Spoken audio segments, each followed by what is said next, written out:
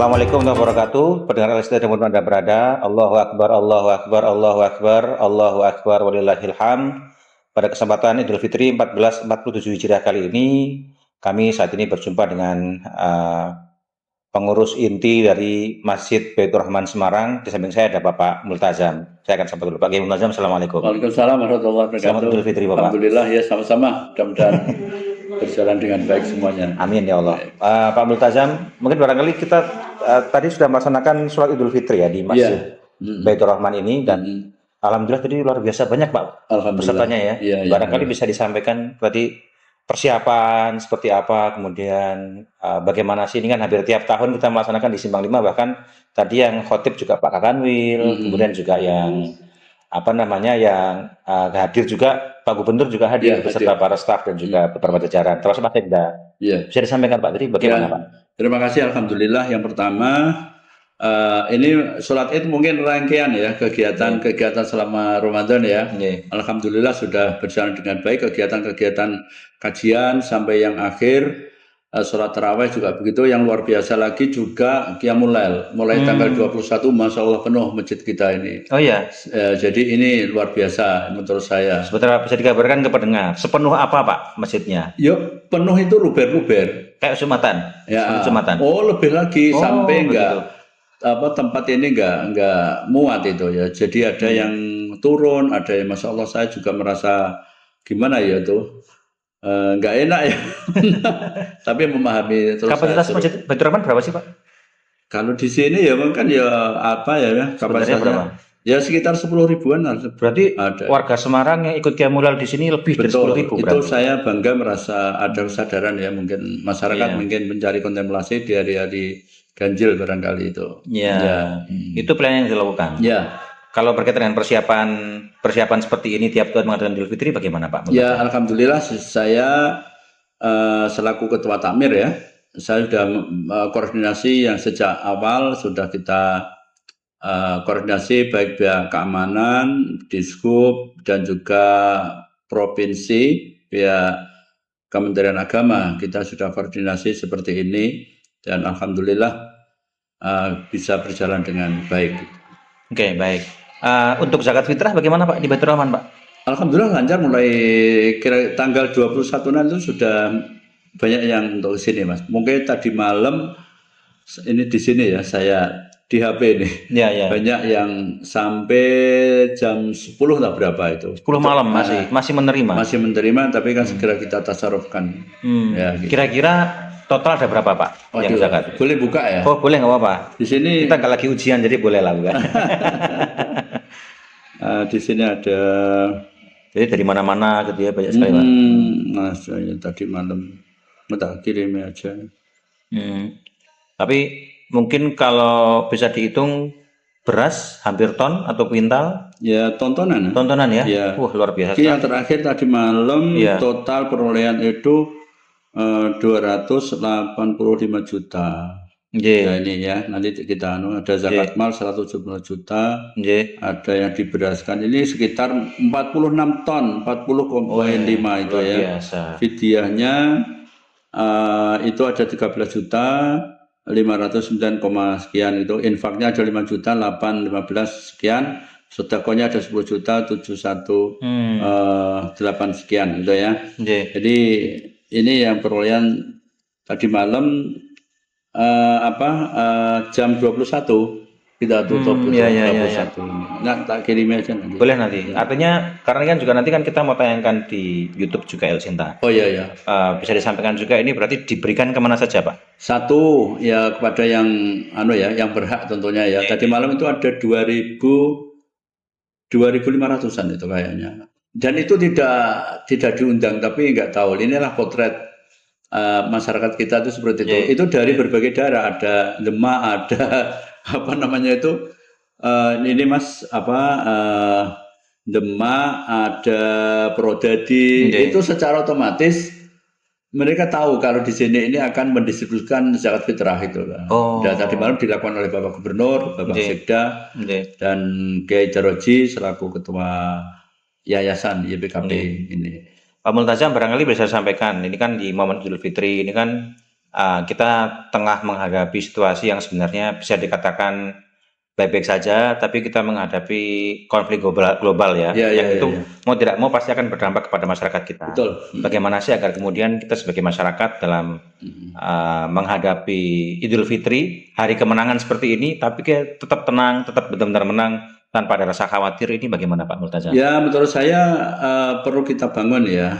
Ya, kita bersyukurlah negara kita relatif aman gitu ya, sehingga sebagai wujud merasa senang itu saya lihat mulai tanggal 21 sampai akhir itu kan banyak, itu kan salah satunya dia tidak peduli gitu. Ya, itu, dan saya ucapkan banyak terima kasih kepada ya pemerintah tentunya ya, dalam keadaan yang relatif aman itu ya. Dibandingkan dengan saudara-saudara kita hari ini pun tidak bisa melakukan sholat Idul Fitri, makan aja susah. Nah, ini yang perlu kita syukuri. Ya, tadi memang saya agak nangis itu ya, seolah kita ada gembira menyambut kemenangan. Tapi saat yang sama saudara kita ada yang masih kena bencana, dibombardir, anak-anak sampai 165 anak-anak sekolah di Iran itu kan meninggal.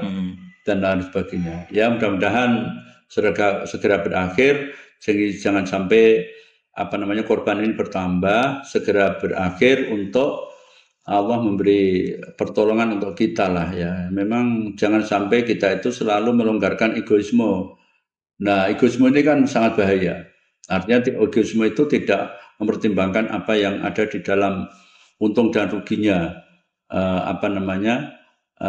masyarakat kita seperti apa, rakyat kita seperti apa. Gitu. Harus itu jangan sampai kita longgar banget untuk melakukan hal-hal kezaliman gitu ya. Oke, baik. Kalau makna Idul Fitri sendiri bagi Pak Multazam apa? Ya, makna tahun ini. Untuk makna tahun ini ya, kalau saya bisa memaknai yaitu tadi untuk bisa kembali kepada kesucian ya, makna kita ini. Dan alhamdulillah setelah kita training selama 1 bulan itu kan endingnya itu kan menjadi orang yang bertakwa. Nah, takwa itu mudah-mudahan pasca Ramadan bisa terbentuk dengan baik, sehingga selama Ramadan dalam keadaan damai, baik gitu ya. Jangan sampai cepat kita relaksasi pasca Ramadan. Lah itu sing kacau itu, termasuk makan ya Mas. Nah, ini aja sudah disiapin ini dan itu, nanti ada lagi nanti lah, ini kan repot juga ini. Jadi jangan sampai terjadi konsep penggemukan hewan itu ya. Dan ini kan repot itu. Baik ya. Kalau Pak Multazam mudik kemana nih, atau di Semarang saja Pak? Ya, saya rencana mau ke Pati untuk nyekar lah sebelum orang tua. Kalau makna mudik apa sih Pak? Makna mudik silaturahim buat para pendengar ini apa? Ya, mudik itu kan pulang kampung gitu ya. Nah, itu sudah saya tulis di Suara Merdeka. Jadi Idul Fitri dan pulang kampung. Itu artinya spill sedikit dong di El Sinta boleh. Gimana tuh? Jadi pulang kampung itu tidak dimanai hanya sekedar kita mulai, tapi diingatkan dari tanah kelahiran kita, termasuk kalian memiliki prestasi di kota. Pulang kampung itu tidak semata-mata